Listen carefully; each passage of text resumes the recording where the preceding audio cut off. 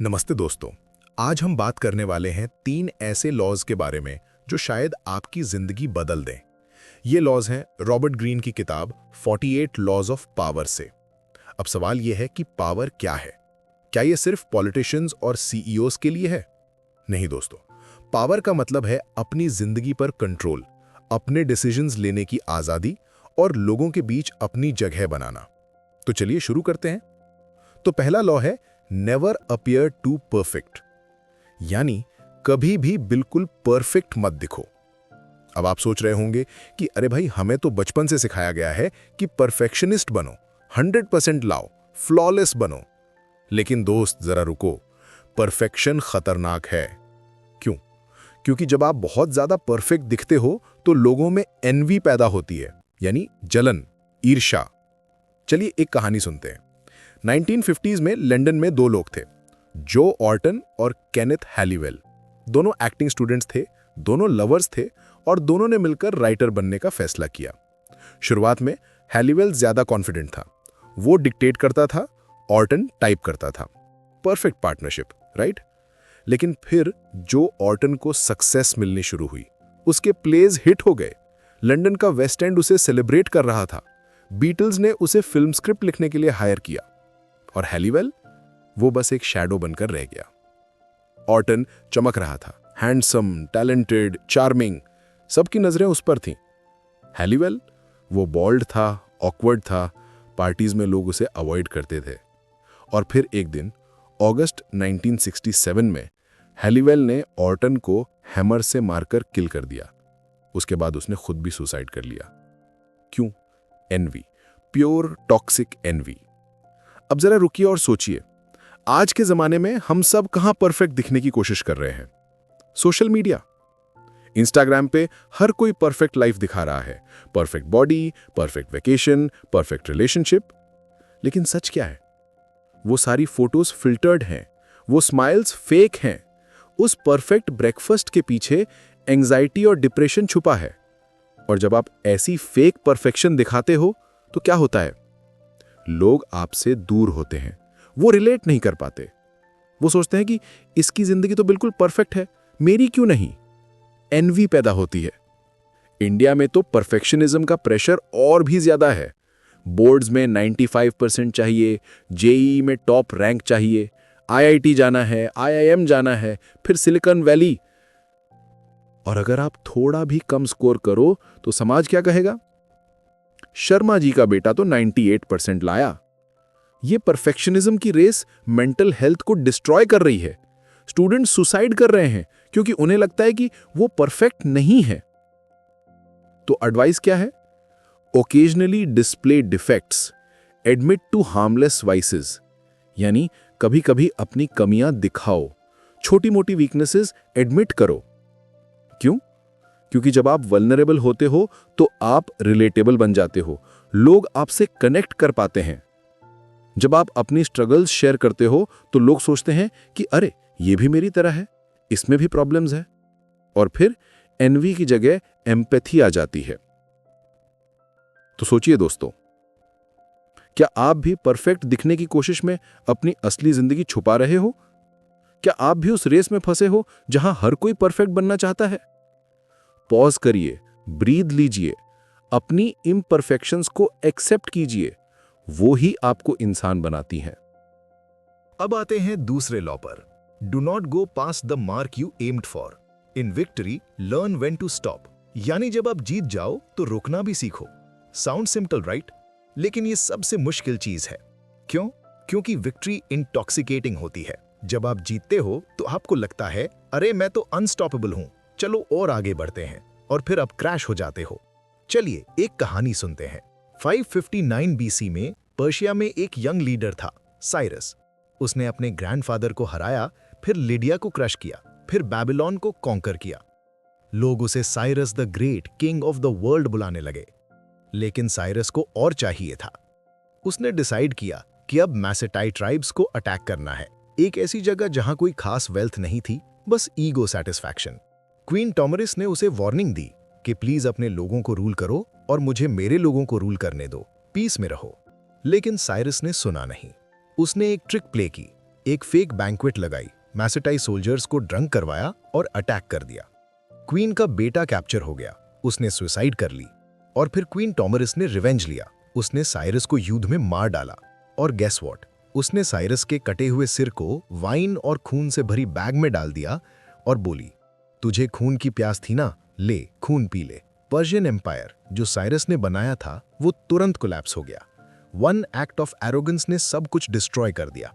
अब आज के जमाने में देखिए, स्टार्टअप कल्चर में ये पैटर्न बार बार रिपीट होता है। एक कंपनी को थोड़ी सक्सेस मिलती है, इन्वेस्टर्स खुश होते हैं, फंडिंग आती है, और फिर फाउंडर क्या करता है, चलो अब हर मार्केट में एंटर करते हैं, एक्सपैंड एक्सपैंड एक्सपैंड। वीवर्क को याद कीजिए, एक कोवर्किंग स्पेस कंपनी थी, वैल्यूएशन $47 बिलियन तक पहुंच गई। फाउंडर एडम न्यूमन को लगा कि अब वो सब कुछ कर सकते हैं, स्कूल्स खोलो, अपार्टमेंट्स बनाओ, प्राइवेट जेट लो। रिजल्ट क्या, कंपनी क्रैश हो गई, आईपीओ फेल हो गया, एडम न्यूमन को निकाल दिया गया। They went past the mark. India में भी यही पैटर्न देखने को मिलता है। पॉलिटिकल लीडर्स जब पावर में आते हैं तो शुरू में कॉशियस होते हैं, लेकिन फिर धीरे धीरे ओवर कॉन्फिडेंट हो जाते हैं। वो सोचते हैं कि पब्लिक तो मेरे साथ है, मैं कुछ भी कर सकता हूं।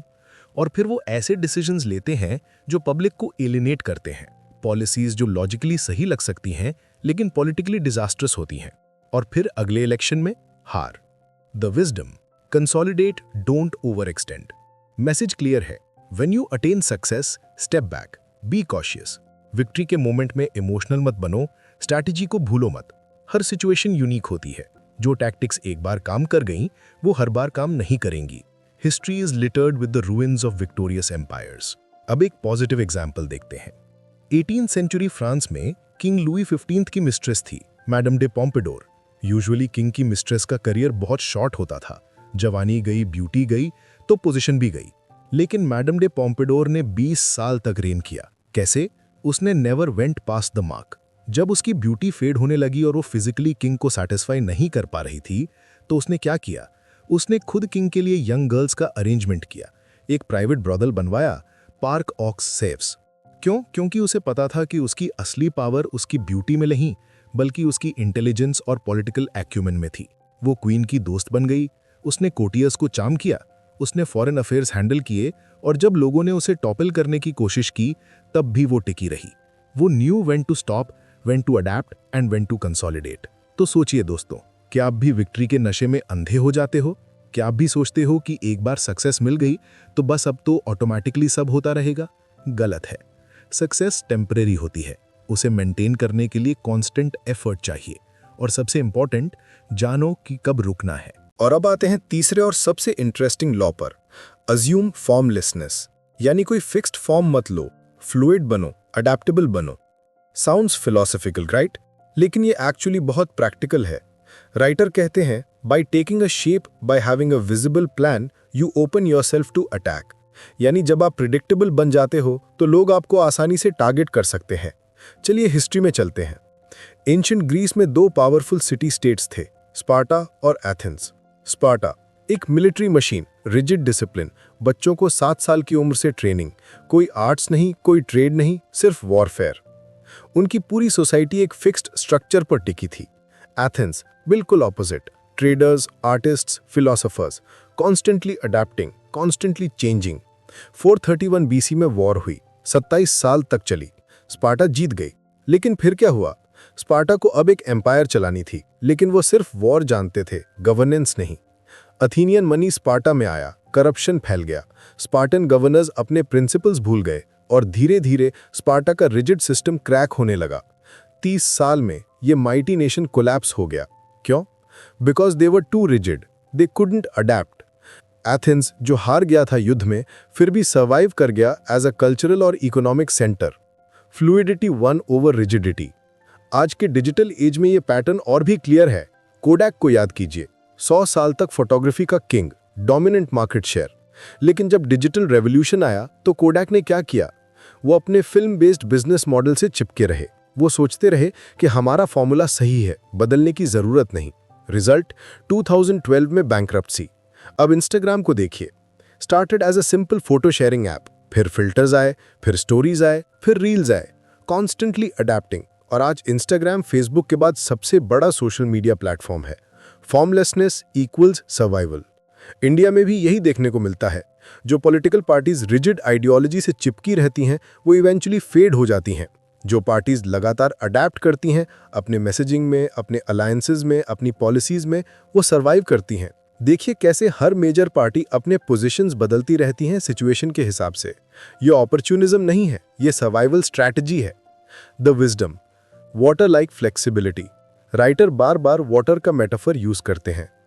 B as fluid and formless as water. पानी का कोई शेप नहीं होता, वो जिस बर्तन में डालो उसी शेप में आ जाता है। लेकिन कभी अंडर एस्टिमेट मत करो पानी को, वो पत्थर को भी तोड़ सकता है, धीरे धीरे, कंसिस्टेंटली। एक फैसिनेटिंग कंपैरिजन करते हैं चेस और वेइची के बीच में। चेस लीनियर है, straight forward, pieces limited moves कर सकते हैं, गोल है checkmate the king. वेइची non linear है, फ्लूइड है, बोर्ड बहुत बड़ा है, 361 पोजीशंस, गोल है surround the opponent, cut of their options. Chinese military स्ट्रैटेजिस्ट्स century से वेइची से स्ट्रैटेजी सीखते आ रहे हैं। माओ चेतुंग ने नेशनलिस्ट आर्मी को इसी स्ट्रैटेजी से हराया। नेशनलिस्ट्स का आर्मी बड़ा था, वेल इक्विप्ड था, लेकिन वो प्रेडिक्टेबल था। माओ के फोर्सेस छोटे छोटे यूनिट्स में डिस्पर्स थे, unpredictable movements, guerrilla tactics. Nationalists को कभी पता नहीं चलता था कि अगला अटैक कहां से आएगा, और धीरे धीरे माओ ने उन्हें एनसर्कल कर लिया, मेंटली और फिजिकली दोनों तरह से। फॉर्मलेसनेस 1। आज के ज़माने में ये स्ट्रैटेजी पर्सनल लेवल पर भी अप्लाई होती है। सोशल मीडिया पर जो लोग एक ही टाइप के कंटेंट बनाते रहते हैं वो स्टैग्नेंट हो जाते हैं, लेकिन जो लोग कॉन्स्टेंटली एक्सपेरिमेंट करते हैं, नए फॉर्मेट्स ट्राई करते हैं, अडैप्ट करते हैं, वो ग्रो करते हैं। करियर में भी सेम, जो लोग एक ही स्किल पर रिलाई करते हैं वो वल्नरेबल हो जाते हैं जब वो स्किल ऑब्सोलीट हो जाती है, लेकिन जो लोग कॉन्स्टेंटली अपस्किल करते हैं, डाइवर्स नॉलेज रखते हैं, वो सर्वाइव करते हैं। Formlessness equals adaptability equals survival. तो अब सवाल यह है दोस्तों, क्या आप भी किसी रिजिड पैटर्न में फंसे हो? क्या आप भी एक ही तरीके से सोचते हो, काम करते हो, रिएक्ट करते हो? क्या आप प्रेडिक्टेबल बन गए हो? सोचिए, क्या आपकी पर्सनालिटी इतनी फिक्स्ड हो गई है कि आप बदल नहीं सकते? क्या आपकी बिलीव्स इतनी रिजिड हैं कि नए पर्सपेक्टिव्स एक्सेप्ट नहीं कर सकते? अगर हाँ, तो खतरा है। लेकिन एक इंपॉर्टेंट क्लैरिफिकेशन, फॉर्मलेसनेस का मतलब ये नहीं कि आप एमलेस बन जाओ या कि आपका कोई कोर आइडेंटिटी ही ना हो। फॉर्मलेसनेस एक स्ट्रेटेजिक पोज है। इंटरनली आपको पता होना चाहिए कि आप क्या चाहते हो, आपकी वैल्यूज क्लियर होनी चाहिए, लेकिन एक्सटर्नली आपको फ्लेक्सिबल होना चाहिए अपने मेथड्स में, अपने अप्रोच में, कोर सॉलिड, सरफेस फ्लूइड। तो दोस्तों, आज हमने सीखा 3 पावरफुल लॉज। लॉ 46, परफेक्ट मत बनो, अपनी कमियां दिखाओ, रिलेटेबल बनो। लॉ 47, जीत के बाद रुकना सीखो, ओवर एक्सटेंड मत करो, कंसोलिडेट करो। लॉ 48, फॉर्मलेस बनो, अडैप्ट करो, प्रिडिक्टेबल मत बनो। ये तीनों लॉज इंडिविजुअली पावरफुल हैं, लेकिन जब आप इन्हें साथ में अप्लाई करते हो तो ये आपकी जिंदगी ट्रांसफॉर्म कर सकते हैं। परफेक्शनिज्म की रेस में मत फंसो, विक्ट्री के नशे में अंधे मत बनो, और सबसे इंपॉर्टेंट, रिजिड मत बनो। लाइफ फ्लूइड है, आप भी फ्लूइड बनो। अगर आपको ये वीडियो पसंद आया तो लाइक करो, शेयर करो और कमेंट में बताओ कि कौन सा लॉ आपको सबसे ज्यादा रिलेटेबल लगा। और हाँ, सब्सक्राइब करना मत भूलना। मिलते हैं अगले वीडियो में एक नए टॉपिक के साथ। तब तक के लिए स्टे क्यूरियस, स्टे अडेप्टेबल और सबसे इंपॉर्टेंट, स्टे रियल। धन्यवाद।